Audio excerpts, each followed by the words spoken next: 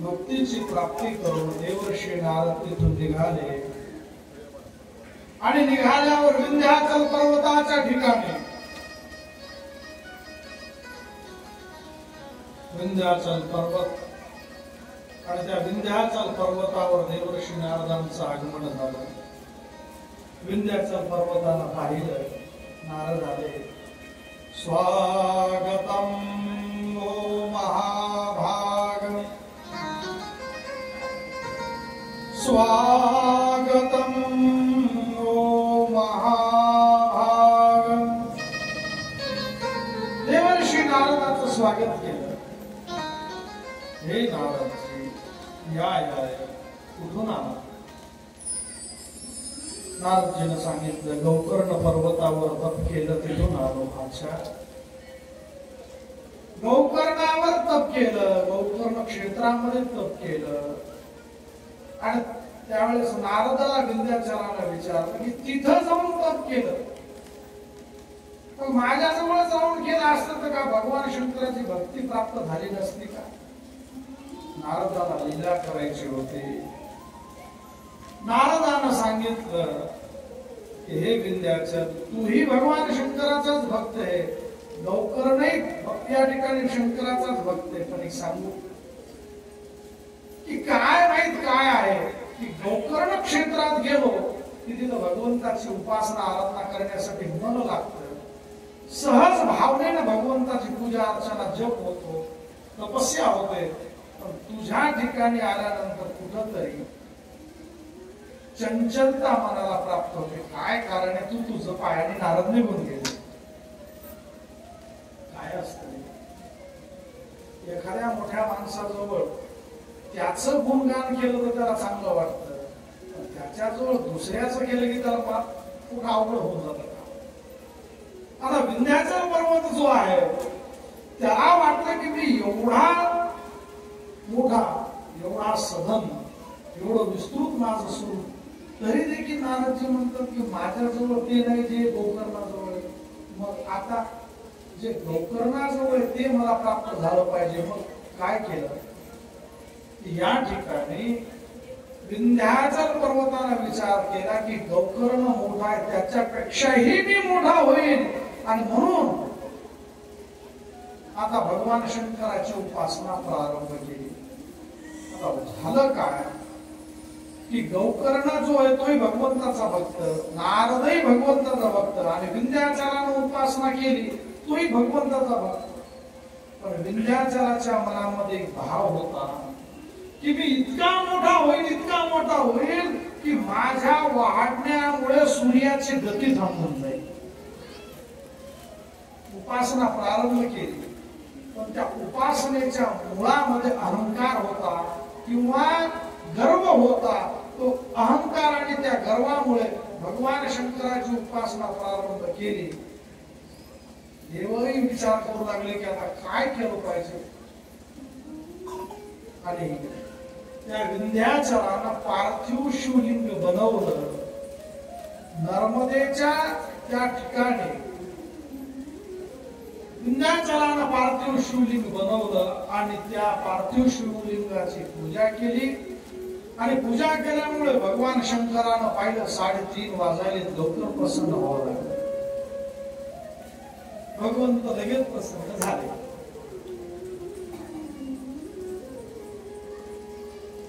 भगवान शंकर प्रसन्न झाले। भगवान शंकरानं सांगितलं, वरम ब्रूहि, माग काय इच्छा, वरदान माग। त्यावेळेस विंध्याचलानं सांगितलं,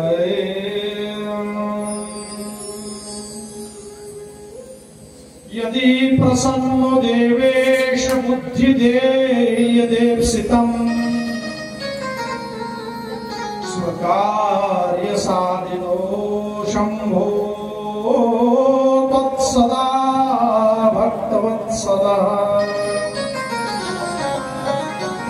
हे भगवान शंकरा, तू जर माझ्यावर प्रसन्न असेल आणि जर मला तू प्रसन्न असेल तर तुझ्या समोर काही सांगायची गरज नाही. आता एकच काम कर की माझ्या मनामध्ये काय आहे ते तुला माहिती आहे. तू वरम ब्रूहि, ते वर मला तुम्ही ते द्या. भगवान शंकरांनी पाहिलं आणि भगवान शंकर हसले. भगवान शंकराने सांगितलं काय हरकत नाही, तथास्तु.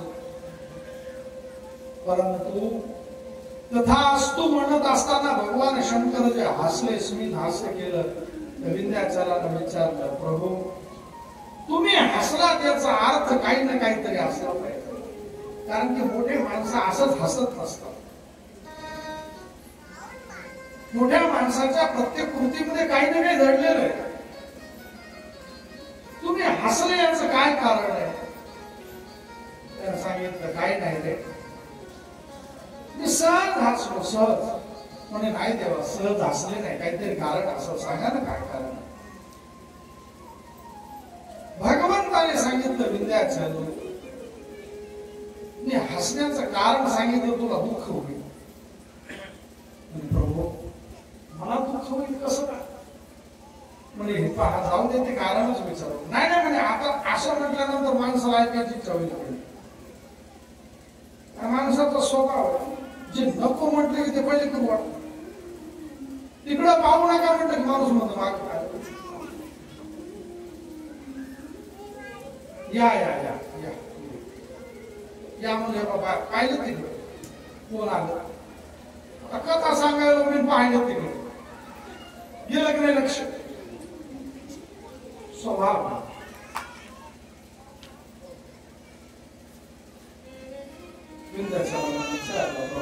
सांगा ना काय कशामुळे असेल. भगवंताने सांगितलं की हे विंध्याचल, मी याच्यामुळे हसलो की तू माझी भक्ती केली, पण या माझ्या भक्तीतून तुझं कल्याण व्हायला पाहिजे म्हणून तू करायला पाहिजे होतं. पण तू या ठिकाणी अहंकार आणि गर्वाने भक्ती केली की मी या गोकर्णापेक्षाही श्रेष्ठ होईल. परंतु एक गोष्ट सांगू, भक्ती करत असताना जर अहंकार असला, शंकर सांगतोय बरं का, जेवढे कथा ऐकायले ते सगळे हे लक्षपूर्वक आहे. भगवान शंकर सांगतात की हे विंध्याचल, भक्ती करत असताना अहंकार जर असला तर ती भक्ती सिद्धच होत नाही, तुझी झाली. पण मी एक सांगू, अरे गर्व केला पाहिजे, पण कोणत्या गोष्टीचा गर्व केला याचं ज्ञान असतं. गर्व करणं तर खराबच आहे, मला केलाच नाही पाहिजे. पण रामचरित्र मानस मध्ये एकाने गर्व केला आणि रामचंद्र प्रभू त्याचा तो गर्व पूर्णही केला. रामचरित्र मानस मध्ये अभिमान एकाला झाला. अभिमान गर्व एकच, अभिमान करूच नाही. पण तरी एखादा अभिमान असा असला पाहिजे की देवालाही तो आवडेल, असा अभिमान कोणता आहे? रामचरित्र मानस मध्ये रामचंद्र प्रभू जेव्हा वनवासाला जातात तेव्हा एक सुतीक्ष्ण नावाचे ऋषी, आणि त्या सुतीक्ष्ण नावाच्या ऋषी जवळ जेव्हा रामचंद्र प्रभू आले, तर सुतीक्ष्ण नावाच्या ऋषीने भगवंताला पाहिलं, नमस्कार केला आणि नमस्कार करून सांगितलं की प्रभू मी तुमचा सेवक आहे आणि तुम्ही माझे स्वामी आहात, याचा मला अभिमान आहे, याचा मला अहंकार आहे आणि तो सदैव पूर्ण करा. तुलसीदासजी सांगतात,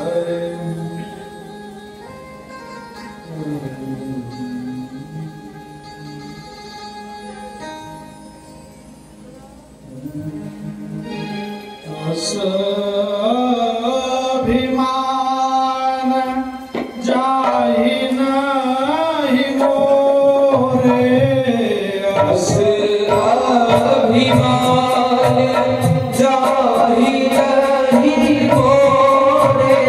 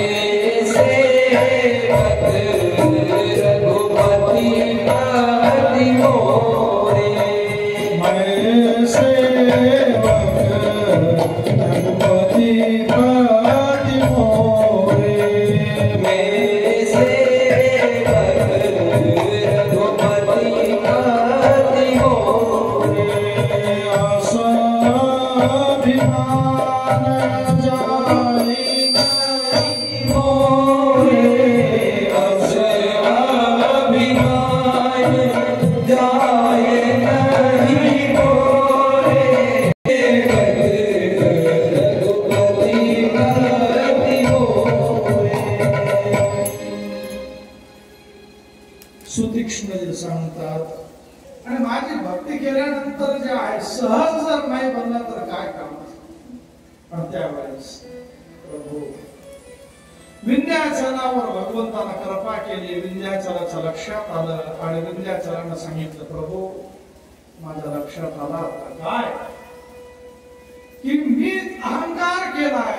मी दुसऱ्याला उपेक्षित करण्यासाठी दुसऱ्याला हिणवण्यासाठी का होईल मी तुमची आराधना केली. प्रभू ठीक आहे प्रारंभ कसाही असो पण अंत कसा झाला याच्यावर काही बरंच डिपेंड राहत असत. प्रभू प्रारंभ मी केला असेल उपेक्षेच्या भावनेनं पण आता समर्पित भावना झालेली. आता मी तुमचा बनलोय आणि म्हणून तुम्ही जे सांगाल ते मला स्वीकार आहे. पण प्रभू एक इच्छा आहे काय की मी या ठिकाणी आराधना केली तुम्ही मला दर्शन देण्यासाठी आले तर आपण जे आहे ज्योतिर्लिंगाच्या रूपाने या ठिकाणी राहावं ही माझी इच्छा आहे. म्हणून विंध्याचल पर्वताच्या सांगण्यावरून भगवान शंकर जे आहे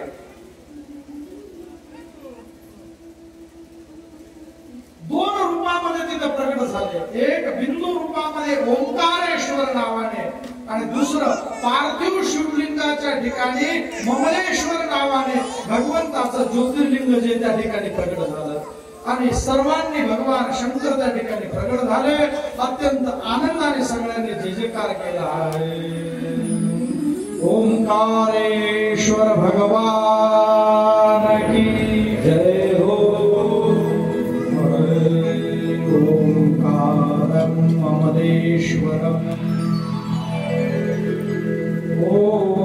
ओंकारं ममलेश्वरम्.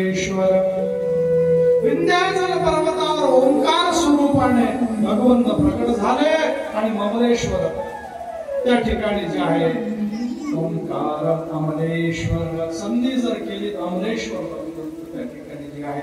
आजही प्रभू नर्मदेच्या तीरावर भगवंताचं अद्भुत मंदिर त्या ठिकाणी आहे. खाली अमलेश्वर आहेत आणि वरी ओंकारेश्वर भगवंत ज्योतिर्लिंगाच्या रूपाने त्या ठिकाणी भगवंत प्रकट झाले. मागच्याच महिन्यामध्ये ओंकारेश्वरला शिवपुराण करण्याचा योग या ठिकाणी दासला प्राप्त झाला. शिव जे आहेत भक्तांसाठी भक्ती त्यांची पूर्ण करण्यासाठी त्यांच्या मनोकामना पूर्ण करण्यासाठी विविध रूपाने वेगवेगळ्या स्वरूपाने या ठिकाणी प्रकट होतात. आणि लक्षात घ्या जे ज्योतिर्लिंग आहेत ते ज्योतिर्लिंगाचं जेव्हा दर्शन आपण करतो ते काही साधारण स्थान नाही. प्रत्यक्ष शिव भगवंत आजही त्या ठिकाणी दिव्य रूपाने विराजित आहे. मनुष्य देह प्राप्त झाला गृहस्थ जीवनामध्ये आपण आहोत. जास्त काही नाही करता आलं तर कमीत कमी माणसानं काही काही गोष्टी तर केल्याच पाहिजे. त्याच्यातली एक गोष्ट ही आहे की द्वादश ज्योतिर्लिंगाचं दर्शन जीवनात नक्की केलं पाहिजे. द्वादश ज्योतिर्लिंगाचं दर्शनाचं फळ अत्यंत विलक्षण आहे महाराज. त्यांच्या नुसतं नावाचं जर स्मरण केलं तर 7 जन्म केलेले पाप नष्ट होतात. आणि म्हणून एतानि ज्योतिर्लिंगानि सायं प्रातः पठेत् नरः सप्तजन्म कृतं पापं स्मरणेन विनश्यति. केवळ स्मरण करण्याने केवळ केवळ स्मरण करण्याने 7 जन्माचे पाप नष्ट होतात. आणि म्हणून मी सांगेल बरं का, ज्योतिर्लिंगाचं दर्शन करायला जायचंय ना, त्यावेळेस ज्योतिर्लिंगाचं दर्शन करायला जाणार त्यावेळेस फक्त काय करा, अंतःकरणातून भाव जागृत करा की मी प्रत्यक्ष भगवंताला भेटायला चाललो. आणि मग जेव्हा हा भाव जागृत होईल की प्रत्यक्ष देवाची भेट घ्यायला चाललो, आणि त्यावेळेस जाऊन आपण जर दर्शन घेतले तर त्या दर्शनाचं सुख काही वेगळंच प्राप्त होईल. महाराज एका संतांनी सांगितलं, द्वादश ज्योतिर्लिंगाचं दर्शन करण्यासाठी जायचंय तर या ठिकाणी प्रेम की अगन हो, प्रेम की अगन हो, भक्ति सगन हो, मन में हरि दर्शन की लगन हो तो हरि दर्शन हो जाते. जेव्हा आपण चाललो ना तो प्रेम की लगन हो, प्रेम पाहिजे. प्रेम राहिलं, प्रेम जब अनंत हो गया तो रोम रोम संत हो गया. देवालय हो गया बदन, हृदय तो महंत हो गया. प्रभू प्रेम जेव्हा प्रगट होतं, जगी सांगता प्रीत पतंगाची घरी झड घालून देतो प्राण दीपकावर. प्रेम जे असतं महाराज, भगवंताची भक्ती करण्याचा अर्थ काय? भगवंतावर प्रेम करणं म्हणजेच भगवंताची भक्ती. आणि प्रेम जेव्हा व्यक्ती करतो तर प्रेमाची व्याख्या करत असताना, भक्तीची व्याख्या करत असताना देवर्षी नारद सांगतात, भक्ती कशी असली पाहिजे? सा प्रेमैक रूपा. भक्ती प्रेम स्वरूप असली पाहिजे. आणि मग प्रेमामुळे काय असतं? प्रेमात किती ताकद आहे? प्रेम जिथं जिथं आहे महाराज, त्याची ताकद किती आहे? एक फक्त 6 महिने 7 महिने 8 महिन्याचा मुलगा असतो,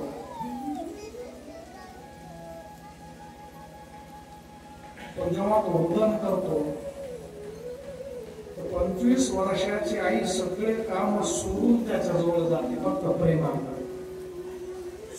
त्याच्यानंतर सांगेल, प्रेम जेव्हा गाईचं वासरावर असतं तर गाय वेलेली सगळ्यांच्या घरी गाई येते, गाईचं माहिती आहे सगळ्यांना. जेव्हा गाय वेली जाते, गाय वासरू देते, तेव्हा त्या गाईला वनात जर न्यायचं तर वेलेली गाय घरून निघताना सगळ्यात मागे असते. ती लवकर वनात जात नाही चरायला, पण ती एकदा वनात गेली आणि संध्याकाळी जेव्हा गाई परत येतात तर जाताना गाय जी मागे होती, येताना ती सगळ्यात पुढे असते. कारण काय? घरी तिचं वासरू आहे आणि त्या वासरावर त्या गाईचं प्रेम ती धावत येते. करुणा निधान लक्षात घ्या.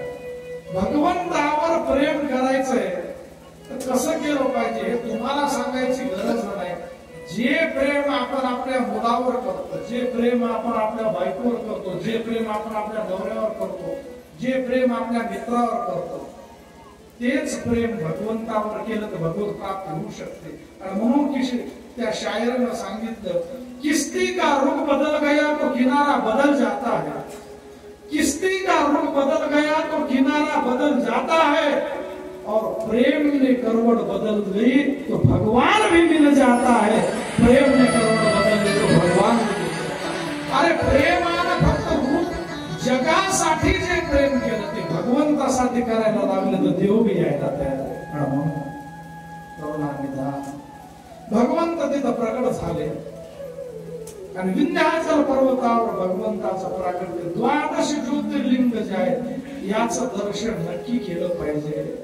प्रभू देवी भागवतामध्ये एक वर्णन आहे, देवी भागवतामध्ये असं वर्णन आहे की सती जेव्हा देह सोडते तर त्या सतीच्या देहाला घेऊन भगवान शंकर अत्यंत वेडे झाले, वेडे, आणि वेड्यासारखं त्या जळत असलेल्या देहाला घेऊन जात आहे. परंतु त्या सतीच्या शरीरातून निघणाऱ्या त्या योगाग्नीमुळे पूर्ण ब्रह्मांड व्यापूळ झालं, ते तेज सहन होत नाही. त्यावेळेस भगवान विष्णूनं शारंग नावाच्या धनुष्यावर बाण जे आहे ते एक बाण सोडला आणि त्या शरीरावर, सतीच्या जळत असलेल्या शरीराला 108 बाण मारले. तर जिथे जिथं ते अवयव पडले तिथं देवीचे 108 पीठ निर्माण झाले. आणि त्या देवीच्या 108 पीठामध्येही मुख्य 51 पीठ आहे. आणि त्यामध्येही या आपण ज्या प्रांतात राहतो त्याला काय नाव आहे? महाराष्ट्र. याला महाराष्ट्र नाव का पडलं माहितीये का? माया जी महामाया, या महामायेनं जिथं वास केला म्हणून तो महाराष्ट्र झाला. ज्या प्रांतात, ज्या राष्ट्रात महामाया राहिली आणि त्या 51 पीठ मध्येही 3.5 पीठ मुख्य मानले. आणि आपलं तुमचं महत् भाग्य की ते 3.5 मुख्य पीठ महाराष्ट्रात.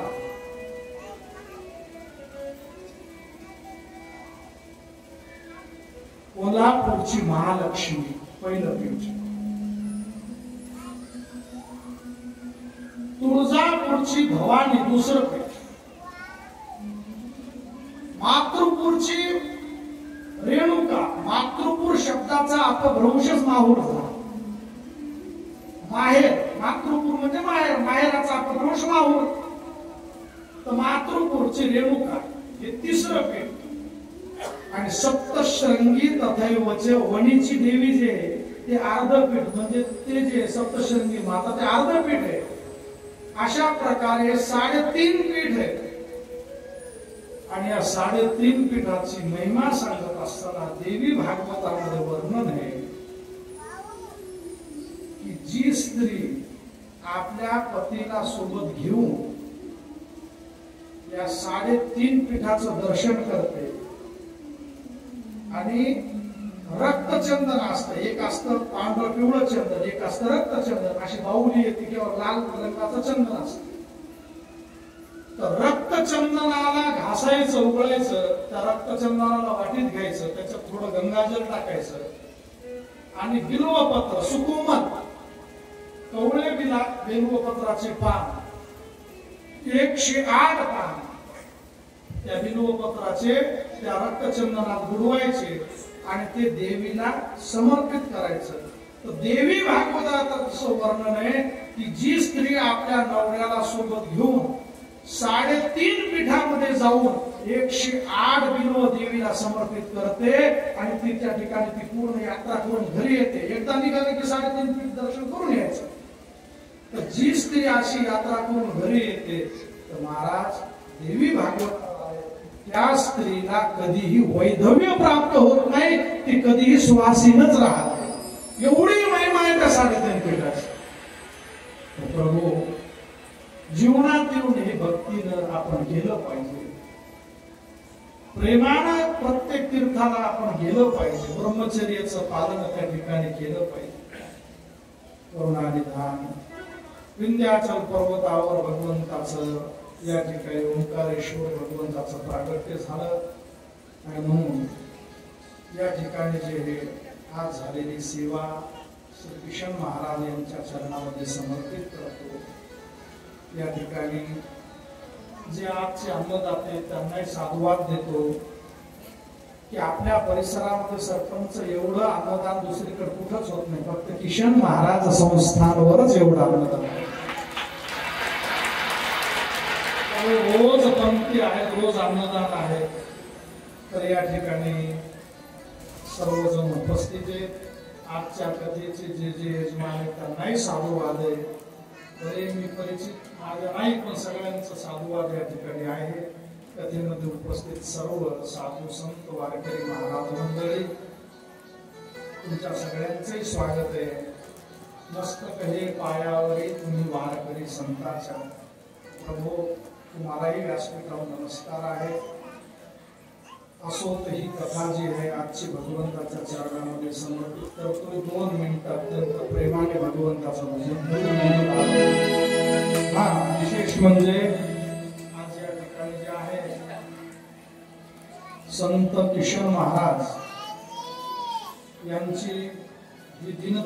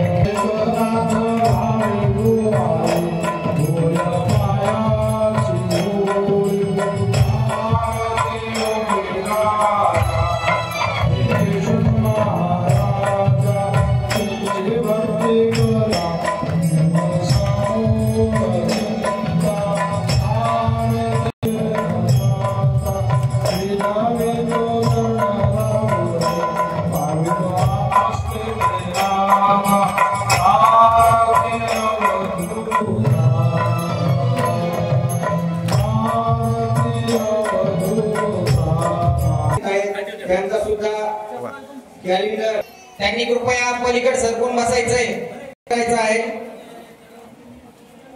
आजूबाजू सर्व पुरुष मंडळीला नम्र विनंती आहे सर्व महिला मंडळींनी जेवायला बसायचं हवी यांनी संस्थानला 5 स्टीलचे टोपले 5 भातवाडी आणि 1 आरती